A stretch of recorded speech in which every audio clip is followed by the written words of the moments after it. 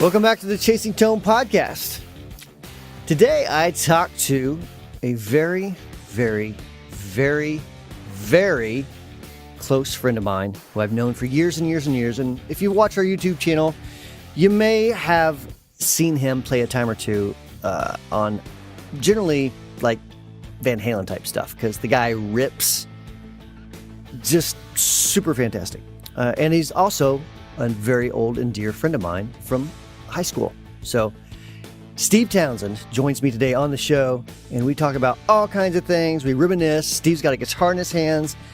We're talking about how he's breaking things down, how his vibrato and exactly how he approaches it, how he changes it according to what style he's trying to play. All kinds of great stuff. Very much guitar related, of course. And so this is going to be a very special episode for me. So let's jump right into that right now.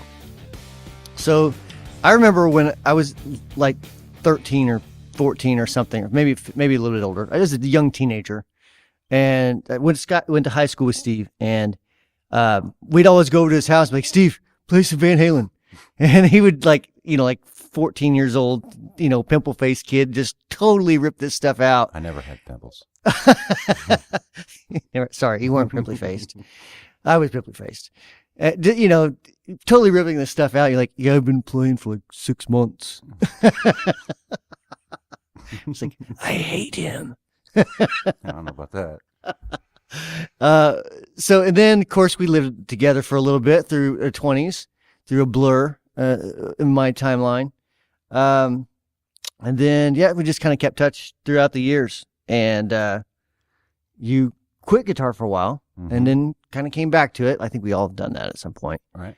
I think there's a part where, I don't know, it's easy to get burned out. You know what I mean? It is. Especially when I started doing it on a very regular basis and playing out with a group every weekend, which was a lot of fun.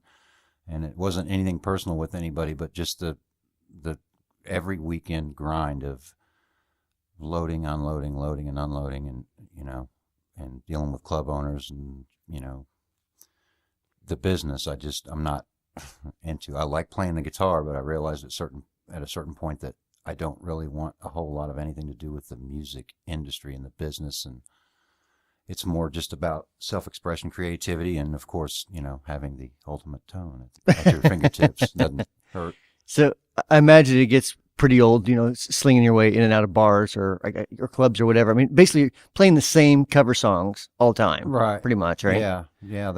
That did get a little old. And of course, we played what people would love to dance to, and some of it was fun to play, but most of it was stuff that you didn't enjoy playing. Like lots of Maroon 5, I'm sure you guys played. Well, that kind of thing, and Kid Rock and right. Stuff where it gives you really a good chance to show off like your guitar skills. Right. Yeah, we did a little bit of Megadeth, and did you? You got away with Megadeth in Indiana. We did. I don't know how well it went over, but it was fun to play, and I enjoyed it. We actually did some Pantera that was really fun. A lot of people seem to enjoy Pantera, but the girls danced to the Kid Rock and the Nickelback, and that's the majority of what we played, which obviously can get very boring and monotonous, but at the same time, making decent money, having a good time with friends, drinking lots of beer and hanging out. It was a great time, but very repetitive. I know last time I played was on New Year's. We played Luke Bryan though. Yeah. Yeah. Not quite like Megadeth or no. Pantera. It's slightly different. It's a little bit different. Right. Tighter jeans, Tighter jeans and a bigger hat. Yeah. Shorter hair. And a Les Paul. All right. So anyways, so one of the things that you do that like totally like one of the things I love, and this is going into a bit of geekery, is your vibrato. Okay. So did you practice your vibrato? Yes, for a while, I tried to put emphasis on practicing several different facets of my technique. Obviously, alternate picking and left-hand work, but I knew that, there was a point when I was really young and I was in a music store and this guy picks up a guitar and honest to God, he played one note, and the way he bent that note, I could tell that this guitar was doing what he told it to do. Mm-hmm. He had a command over this guitar, and I knew instantly that one note, this guy's good. Just the way you could feel what he played. with just that one note. And it's the difference between someone bending a note and someone really having something behind it and making it, like I said, do what they want it to do. That guitar has got no choice but to scream bloody murder, because that's what I'm telling it to do.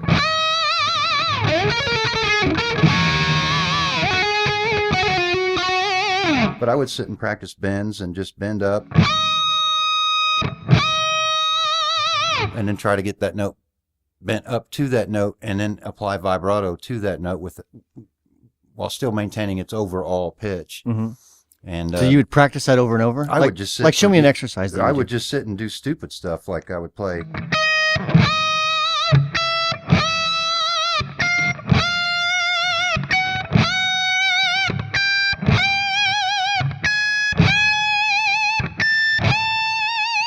Or there would be a lick I might have trouble with. There's a lick interruption that I had problems with at first, and I would sit and do it over and over and over again, and it's just this little repetitive.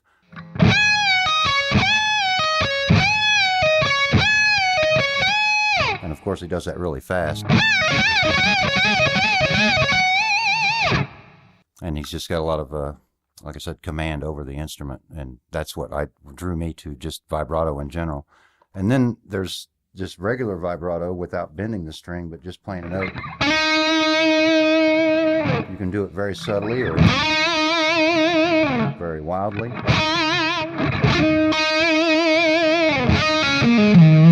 So right there, you're kind of going in a circular motion. Sometimes, yeah, and that's something I obviously stole from Vai.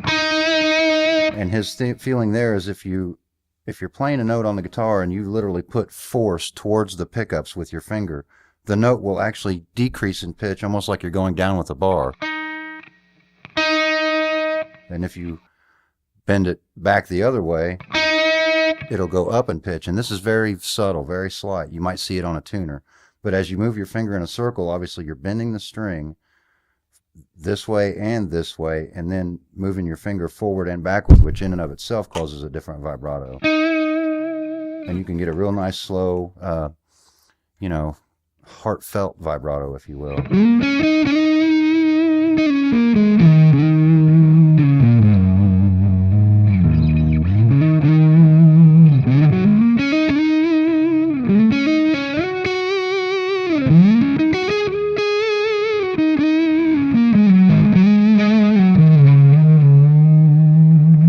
And I would sit and do that with different fingers and try to get better at it, and I was never really great at it, but good enough to get me by. But I tend to, I think, get a little bit carried away with my vibrato with bends. I can't ever play anything as subtle as it really ought to be. I tend to really shake the...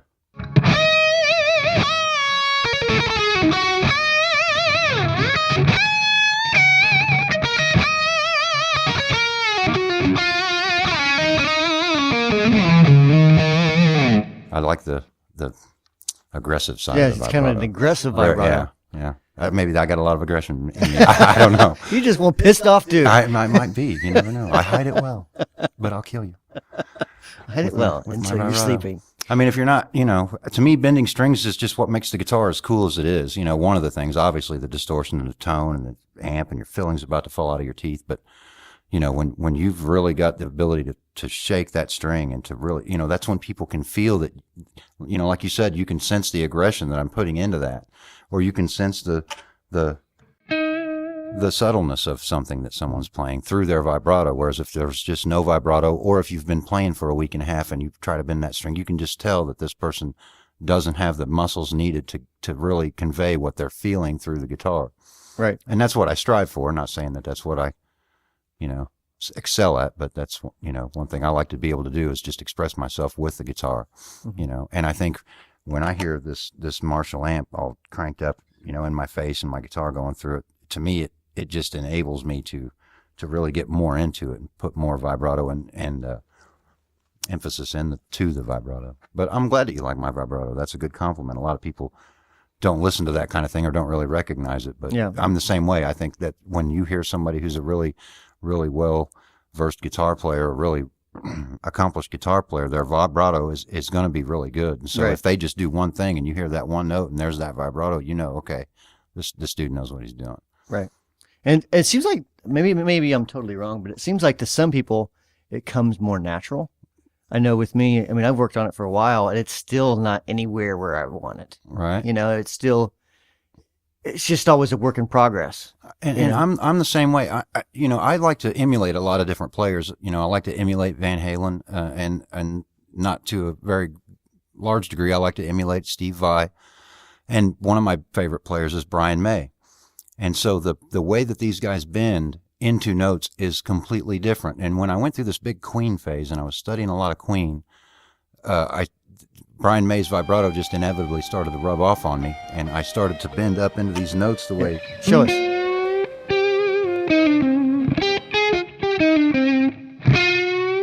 He's got this real, and Freddie Mercury would do the same thing with his voice. He would just bend up into that note real slow. And you can hear that in just about any Brian May guitar solo. And then I learned this little Steve Vai lick off of an album he did with Devin Townsend. I can't think of the name of the album, but there was this one little lick that I really wanted to.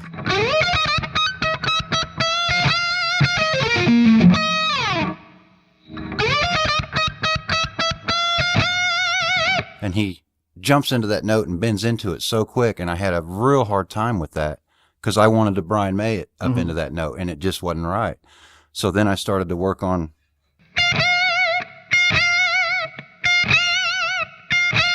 just compared to how would Brian May do it? Real slow Gotcha. up into it, and they're both fantastic ways of vibrato, but I got so used to doing it one way, I couldn't do it the other way. So, It reminds me of singers. Exactly. You know what I mean? Yeah. It's really like a vocal. Yeah, type and of that's why I quality. say Freddie Mercury would sing it up into "We Are the and just wheeze his way right up into that note, whereas some people just bend Versus right like up the new into it. country guys that are right on pitch every time. Right. You Whether or not that's autocorrect, I don't know. But No. I can neither confirm nor deny those allegations. So But yeah, very similar to vocals, yeah. So if you were doing a Van Halen type of thing, how would he bend into a note? Yeah, I mean, that's an excellent question. I think he's not quite as aggressive as Steve Vai, but a little more quicker on his bends than Brian May is. He doesn't ease his way up into the note like Brian May does.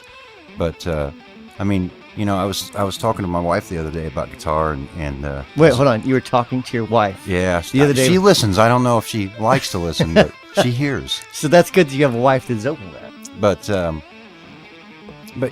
yeah, I kind of lost my train of thought there. Oh, sorry. We're talking about different guitar players and have you been in Different the note? vibratos. Yeah. And yeah, what I was saying to her was, to me, you asked me about Eddie's vibrato. To me, Eddie's guitar playing in general is the only word I can do to describe is just magic. I mean, it's his rhythms, his wrist, his leads, his bending, his tapping. There are so many facets to his guitar playing.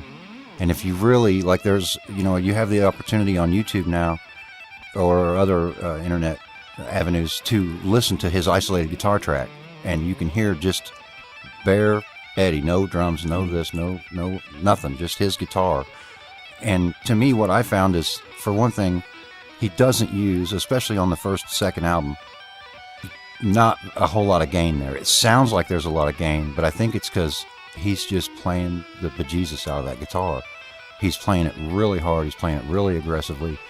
But at the same time, there's a lot of finesse in what he's doing, vibrato-wise and just general playing-wise. There's so many little subtle licks that people overlook, both in his rhythms and in his leads. And it's just all I can say about this guy's guitar playing is this is just magic. I mean, there's just this magic coming out of his fingers, and I've always wanted to be able to emulate him as a player. He's for sure been one of my favorite players, without a doubt. But there's just something about Eddie. To put your finger on any one thing is not the easiest thing in the world to do. Right. And his licks could be so unorthodox, and you just look at that lick and you play that lick slow over the chord that it's over, and you're wondering, how did you even make that work? So give me an example. Well, he would just take these patterns and move them across the strings. Like if you look at the Ice Cream Man solo, it's, it's just this one little pattern. And then he'd just do that exact same thing on the strings, which musically really doesn't make a whole heck of a lot of sense. There's notes in there that are not in the key he's playing. Right. And granted, they go by quick, but, still to pull that off and make it work and make it sound fine, is awesome. You just made it total nonsense. You just fell down the stairs and landed right on your feet, and it was awesome. You know what I mean? That's what it's like. So at the end, every time he plays a solo, you want him to be like, ta-da! To me, it's a magic trick. He ought to have a top hat and a cape and just pull a rabbit out of his guitar. But the guy's awesome, man. I love it. So I remember, you were practicing that stuff, as a young kid. I remember we would come over, and you probably don't remember this, but I'd be like, play something like Eddie. And so you'd play a solo, and I'd be like, now play it like George Lynch would play it.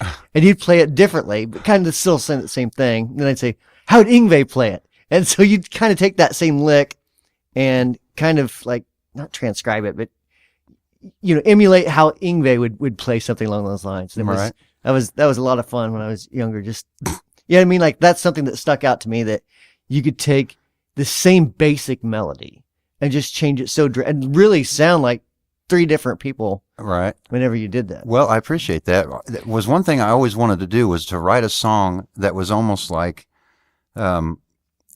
Eddie and Yngwie doing a duet or something, where you've got clearly Eddie doing this. That's Eddie, and whoa, okay, that's Malmsteen. Never did that, but it was always an idea that I toyed with, because I liked to emulate Yngwie, and I liked to emulate Eddie. And I was probably better at emulating Eddie Van Halen, because I just played his stuff a heck of a lot more often. I got into Yngwie later on in my guitar playing, obviously. It's not that Eddie's stuff was easy or anything like that. Two-handed tapping is a easy avenue for a guitar player to get into, to play some really cool sounding stuff without having a whole heck of a lot of physical technique. You can tap fairly quickly, a lot better than you can synchronize your left and right hand and play a lot of the harmonic minor fast alternate picking runs that somebody like Yngwie was doing. That takes a lot more time to develop, I think, than just a very basic tapping ability that instantly just sounds cool, and right. fast. Right. And so a lot of people use that as, that's all I need because I can do this. And I think tapping for a long time, and maybe what really ran it into the ground and got it burnt out towards the late 80s, early 90s, was the fact that so many guitar players were just doing nothing but that because they lacked orthodox chops, But yeah, emulating other guitar players and doing my impressions or whatever was always a lot of fun. And I learned a heck of a lot from all these guitar players. And I think I ended up coming up with my own style. If you hear me play something, you're not going to go, well, he's trying to play like Eddie or he's trying to play like Yngwie.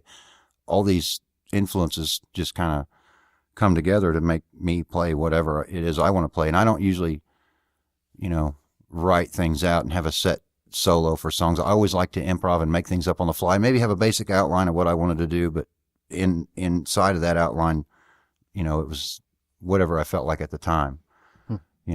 Just trying to be me, but obviously these influences would come out. But right. The two-handed tapping thing I don't do a whole lot of anymore unless I'm playing Van Halen stuff. Right. And harmonic minor like Yngwie, I don't use a whole lot unless I'm playing Yngwie. Or Nirvana. He used a lot of harmonic minor, melodic minor, and the Hungarian gypsy minor. A lot of sweet picking. Kurt Cobain was a guitar master. So there's a lot of people out there getting really mad now because we're That's right. subtly dissing their idol. I'll give them their money back. No.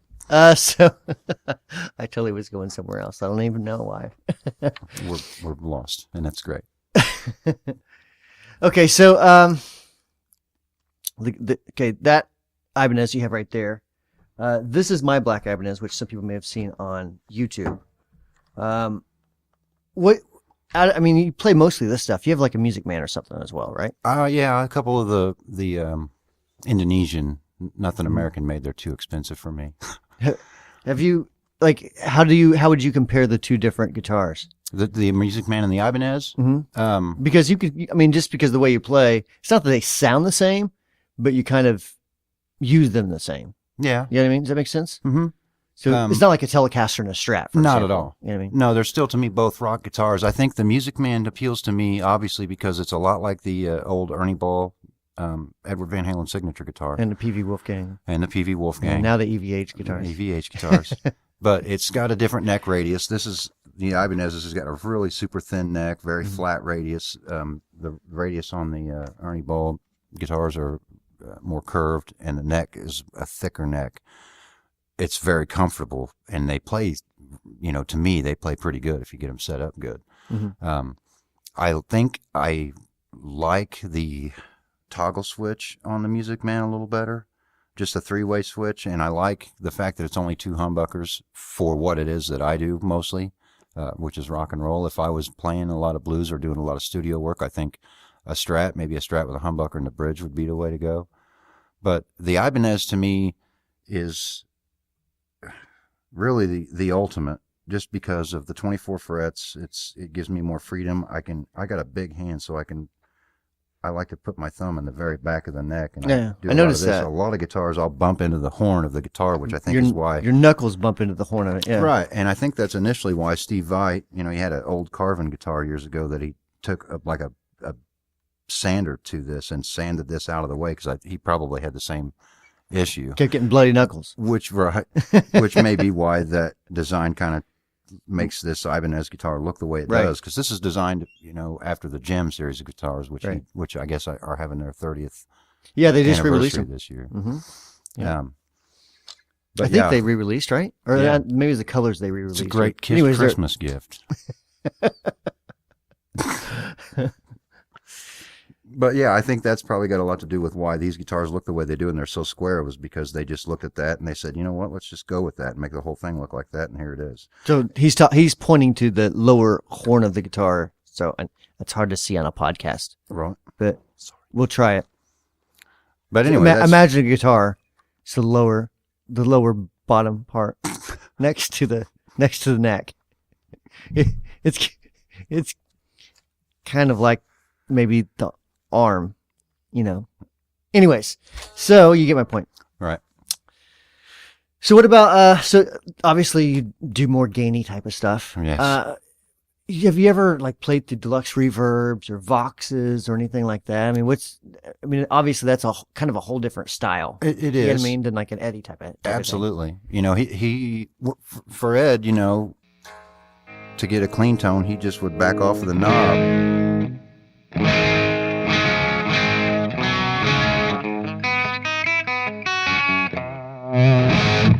And everything's right there. For other players, like somebody like maybe John Petrucci or Steve Vai, they're going to have a clean channel on their amplifier, more than likely a whole separate amplifier for their clean tone.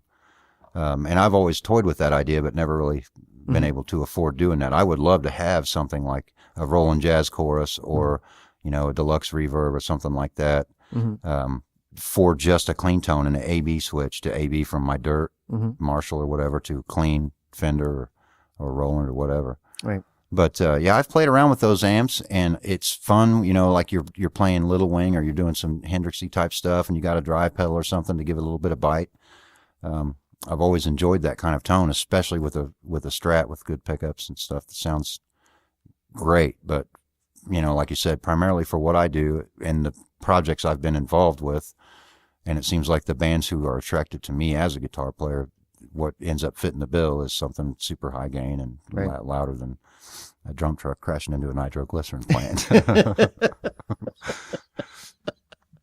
Yeah, that's the same analogy I'd use too. Right. Why wouldn't you? Okay, so country stuff. Your dad was a country player, right? Yeah, he did a lot of country, bluegrass, gospel type stuff. Did he ever did you guys ever sit down and him show you something, or you'd be like, Dad, you're totally playing that wrong? No. We sit and fiddled around, when we had time, family reunions. Sometimes we'd bring out the guitars, acoustics and stuff and fiddle around, but there's so few songs that he knows that I know. Right. Right. My dad's not into the, Halen. He's got a respect for it, and he knows, obviously, Eddie was a talented musician, but not stuff that he was interested in learning or putting any time into learning. So we were limited in that respect, but for a long time, I was actually in a gospel group with my dad and traveled around and played. Really? Yeah, for a while I played the bass. For a while I played acoustic rhythm guitar, and he played lead and stuff. And So your dad was pretty good too then. oh yeah, 'Cause I don't think I ever don't let him heard your fool dad. you. Huh? Yeah, I said don't let him fool you. He'll tell Really? you he's not, but he's good. Really? Oh yeah. So you just got it, honestly. You woke up one day, you're like, I think I'm going to play the guitar. And you picked up a guitar and you started Eruption. Yeah, no, not quite. No, it was actually a few years. I was familiar with Van Halen's 1984 album just from radio play, because I was 12 in about 1985 when I started. So I was familiar with the 1984 album, and I had never heard Eruption. I probably played guitar and tried to emulate some of these Van Halen songs for a couple of years before a buddy of mine brought over a record and laid Eruption on me, and just like, what just happened? Your world changed. It was different for sure from then on out. Like, that guitar can't possibly still work. You just broke it, Mm-hmm. I mean, just played the crap out of it. Right. Yeah, I had been playing guitar for a long time, and not a long time, but a few years before I had ever even heard anything like that. So, I definitely didn't pick up my guitar and start playing Eruption. There was a long time where I wasn't very good at anything, and I remember one of the things that I saw that really blew my mind and just made me have to do it also, besides, Van Halen, was Back to the Future, when Marty McFly played Johnny B. Good at the end of that movie. Oh, really? Yeah. So you learned that? Like, oh, well, I don't, I've learned bits and pieces of it. I can't play the whole thing note for note, but I remember just seeing that and being like, oh my God, I have to do that. I have to, that's just so cool that you can just pick that guitar up and do that, And so that's just... So Marty McFly. Before Van Halen. A huge influence on me, which I believe a lot of that stuff was actually played by a guy named Paul Hansen, who used to teach at GIT, if I'm not mistaken. Don't quote me on that. So what about Ralph Macchio? Ralph Macchio was never an influence on me, but when I saw the movie Crossroads, obviously mind blown, you know. But I knew he wasn't playing that. Yeah, surely if he could play like that, you'd see it more often than one movie. But I forget who's playing that. I'm sure it's a popular person. I'm sure somebody emailed me. Well, tell me who it was, or you may know. I think, from what I understand, the neoclassical stuff that he played at the end that he actually beat Jack Butler with was played by Steve Vai, who played Jack Butler. Right, but the slide stuff. The slide stuff was Arlen Roth. Arlen Roth, that's right. Yep. And he also coached Macchio on how to fake a lot of the stuff that he was pretending to play. Okay, so you've obviously seen a lot of these kids on YouTube or Facebook or whatever, like playing even the Van Halen stuff or whatever. Right. What's your, like, I don't recall, maybe it's probably because there wasn't internet, but I don't recall ever seeing anyone 20 years ago, 8 years old and like ripping out this shred stuff. No, and I'm sure that technology has definitely played a huge part in that, enabling, like I said, because you can go now and listen to Ed's isolated guitar tracks. You can, you don't have to wait for the song to come on the radio to hear it. You can slow it down easy even. Yeah, you can go on YouTube or any number of internet forums and listen to any piece of music you want. Probably, just a guitar track or just a drum track or whatever. Or you can find a video of someone showing you how to play it. Or you can find tablature to it. It's so much more accessible now than it was when we grew up, where if you wanted to hear the song, you either had the cassette tape or the 8-track or the record, or you waited for it to come onto the radio. Right. And whenever you wanted to go back and listen to the part, you had to stop, rewind. Stop, play. Right. Yeah. Stop, rewind, right. Stop, play. Right. Yeah, it was great times. Or if you had a record, you could always, put it on the slower Just speed. Flip the needle, whatever. Put it on a slower speed, yeah. Now I've got this little Tascam guitar trainer that allows me to change the tempo while maintaining the pitch, or change the pitch while maintaining the tempo, and it'll do whatever I want. And you can, to a fairly helpful degree, eliminate everything but the guitar track or just the guitar track. Right. So, there's different cancellations abilities that it has. And something like that, when I was a kid, I'd have seen that and thought you'd brought it from Venus or Mars or something. I thought, you probably would have quit school and be like, I'm just going to stay home and practice. Right. I would be a much better guitar player today if I had grown up in an age where I could just log onto a computer and get taught by somebody, either a really close way or note for note way to play my favorite songs. Right. You know, the coolest thing I had, you know, growing up were the instructional videos from guys like Paul Gilbert and Bruce Bouillet. Right. And it was fantastic to have those things. Unfortunately, a VHS tape, you know, cost you $50. So you'd go drop $50 on this REH video, and, you know, I didn't regret a bit of it. I'd sit there for days just watching it. Wear it out, yeah. Before I'd even try to touch my guitar with it, you know. Right. But yeah, kids definitely have it different today than we did, because they, like, you know, they go, whatever you want to learn. What part of the song do you want to learn? What are the different parts of the song? You know? Do you see any downside to learning that quickly? Like, you know, picking something up that way versus... Well, undoubtedly a lack of ear training. To me, a lot of the stuff that I learned was listening to it and trying to hear what was going on and struggling to find that on my own, which I think paid off in not only feeling a sense of accomplishment and having learned this by ear on my own, at least the way I played it, but also the training that it gave my ear. And I went through a lot of that, and I took a music theory class in high school where we would just study intervals, and the teacher would say, okay, here's an A note, so tell me what this note is. And you would have to tell her, write that note down. Okay, really? If that's an A, then that's going to have to be a G, right? Which it's a G. It's a flat 7. So I started to identify these intervals and just do all this ear training, which in turn made it easier for me to learn these things by ear. Because again, you couldn't just get onto a computer and find somebody to show you how to play it, or watch the artist actually play it, you know, on a live video. That stuff just didn't exist. Or even on YouTube, have someone break it down like you've done, note for note. You know, I mean, there's still, you know, some people that it's just not going to like. For example, me. I can understand the country stuff a lot, but I just can't alternate pick. Or sweep pick hardly at all. Yeah. It's just, you know, I practiced for years, and eventually I'm like, I just suck at this. I give up. It's terrible. So, you know, it's just, I can't do it. People are different. You know, some people can shoot free throws, and some people can shoot 3-pointers, and some people are better at dunks. Right. You know?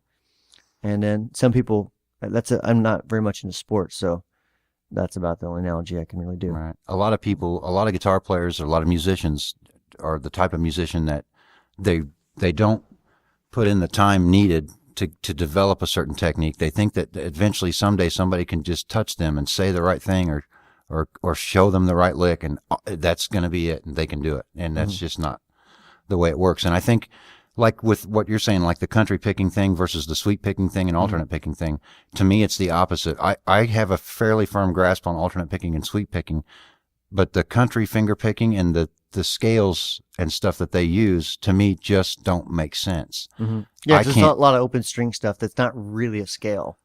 Yeah. You know? Well, like you were showing me a lick a while back where you used every note you used all 12 notes in this lick, and it sounded great. And it just worked. I can't do that. I need to know what the scale is. You know, it goes back to the Eddie thing where you take this pattern and just move it across the strings. He can make that work. You know, it's not something I can just fake and do. Where do you go? What are these notes? You know, I don't even know what's happening in country guitar playing. I can't do it.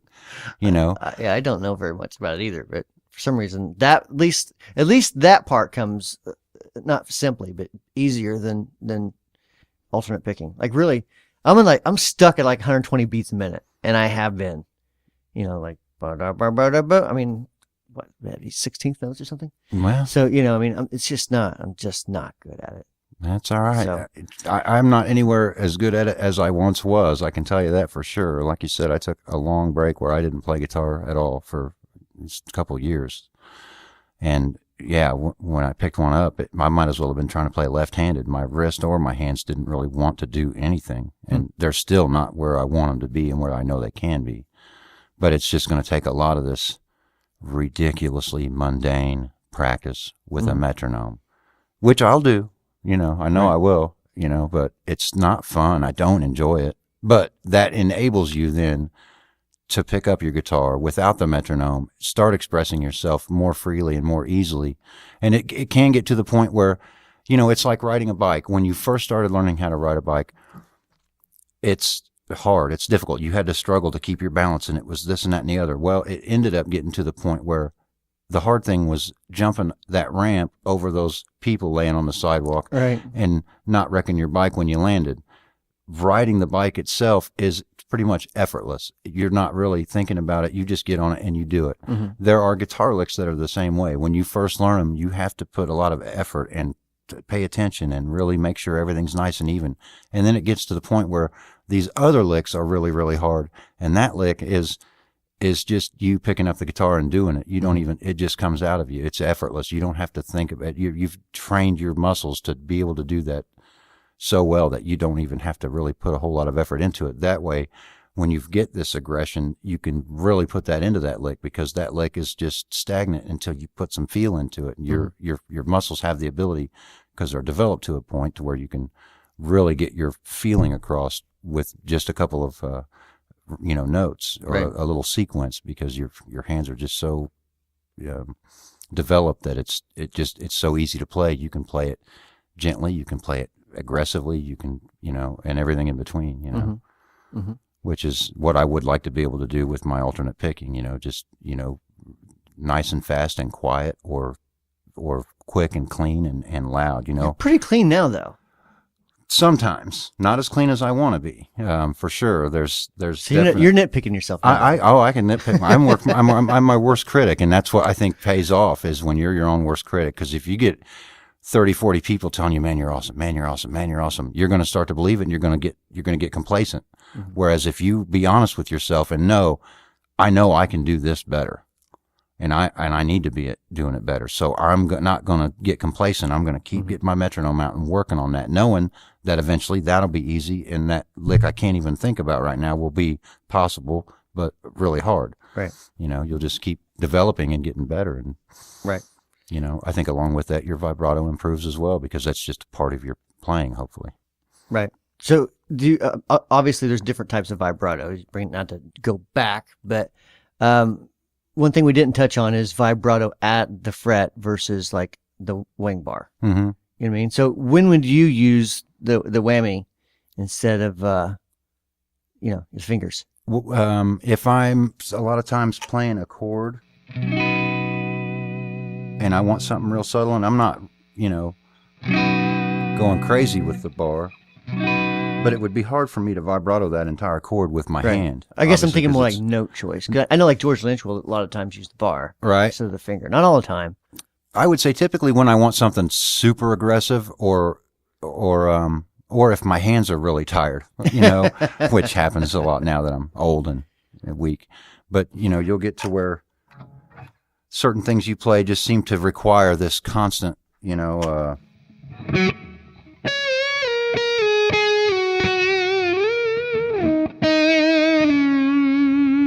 could vibrato something like that. I'm trying to give you an example, but you can play a line like that and just keep the vibrato going with the bar while you're playing through this line, which is obviously a lot easier than vibratoing every single note as you go through those notes. And then the vibrato is used for a lot of tricks and stuff. You're not going to be able to bend up to a note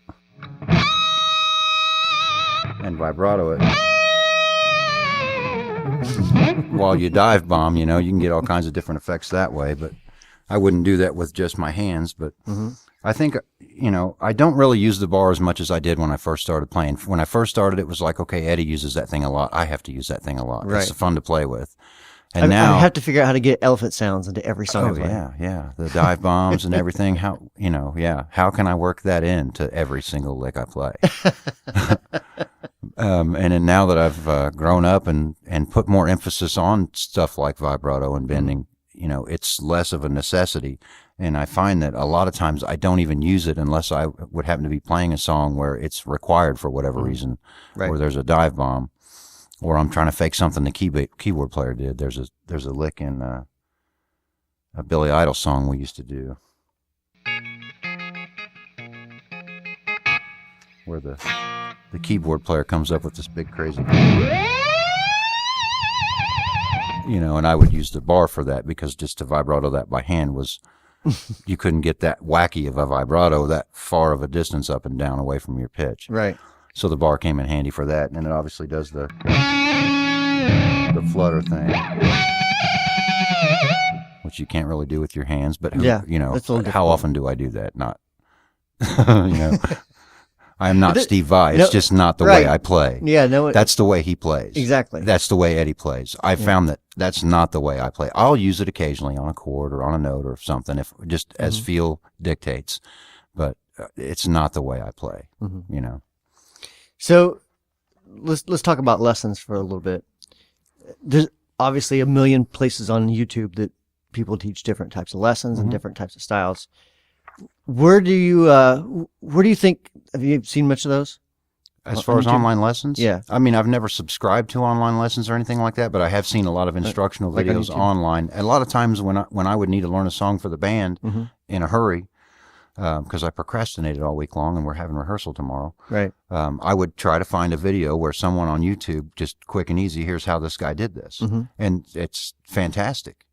But I do see a lot of, I also like to watch a lot of people play Van Halen. I want to see how does this person interpret this song? Right. What's their take on this? Because you might hear somebody play it and go, oh my God, why did I not think of that? Right. And I see a lot of stuff where people are playing something and showing something and it's close, but it's just not. Right. And sometimes, these are the prime #1 hit videos, for that particular song. And you're just like, okay, that's not right. Do you troll them? Like no. You suck. I don't have time for You suck so bad. You should have never got on YouTube. No, I'm sure there's a certain satisfaction in doing that kind of thing, but it's not me. I'm always afraid someone will actually be a computer hacker and find out where I live and just drop me. I get a lot of those comments. You suck so bad. Kill yourself. Oh my goodness! No, I don't.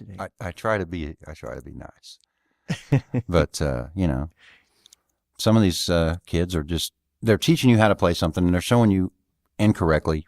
And I've done the same thing. I'm sure on some of my videos, there's guys out there that play this stuff closer than I do, and they're watching it going, no, that ain't right. I know that ain't right. And I don't know any better. And I'm the guy that's out there looking for that video of the guy playing it right, going. Right. There it was. That was it. That's right. You're going through 10 of them trying to find it. Right. Eruption for me it's been this just ongoing learning process, just like the Crossroads Eugene Strick bag. You get your version of it, and then you see somebody do something, one part of it just a little different. You're like, oh, that's what happened. Right. I've been doing that wrong. Right. I remember I used to alternate pick the whole. I can't even do it now. And then I saw a friend of mine just pulling it off. Just that little pull off right there. And as soon as I heard him doing it, I'm like, that's the way that's played. Right. I know that. I can hear it. Right. Why I didn't realize that I was totally wrong, I don't know. But you just see stuff like that. You may not realize it. Like another thing, the delay dive bomb at the end of Eruption, I had no idea that was a delay. I thought it was a dive bomb until I heard a recording of Van Halen doing it live. And as soon as he touched that knob and started moving it, I knew that's the delay pedal doing that dive, and it just blew my mind. And I've never had a delay pedal I could do that dive with. But well, those are old tape machines. So this a little expensive now, a little hard to lug around. I was around back then. I just never could afford that kind of thing. Yeah, I did see a delay pedal that an analog. I don't know if it was a Boss or Digitech or what, but you could push a button and it would hold your repeat, and you could do that. Yeah, it was fun to play around with, but I could never hit the right note with it for that kind of thing. So before we pack up and go for the day, can you do me a favor? Sure. Can you play Eruption for everybody all the way through? I will see what I can do. I'm putting you on the spot. I know. You are putting me on the spot. I'm a little out of touch here. Can I stand up and play it? Yeah. Let me stand up. Yeah, stand up.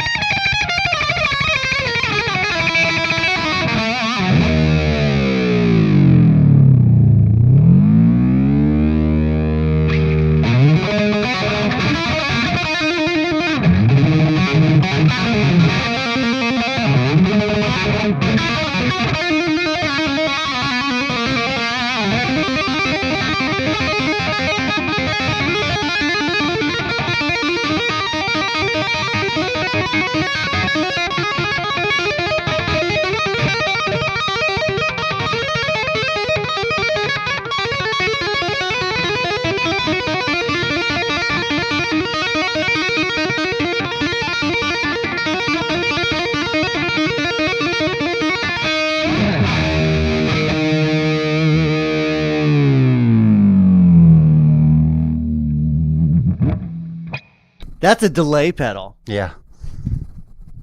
No, it's not. It's a whammy bar. All right, cool, man. Well, thanks for coming this week. Appreciate you having out here. I appreciate you having me out, Brian. It's been fantastic. It's been great. All right, we'll see you soon. Thank you. So thank you so much for listening. I really appreciate it. If you have any questions or comments, you can simply email podcast@wamperpedals.com, or you can just shoot me a Facebook message as well, or post on our Facebook tone group there on Facebook. If you have any questions for Steve, I can probably forward them to him, so you can shoot those to me at podcast@wamperpedals.com as well, and I'll get those to him. So thanks for listening, and we'll catch you next week.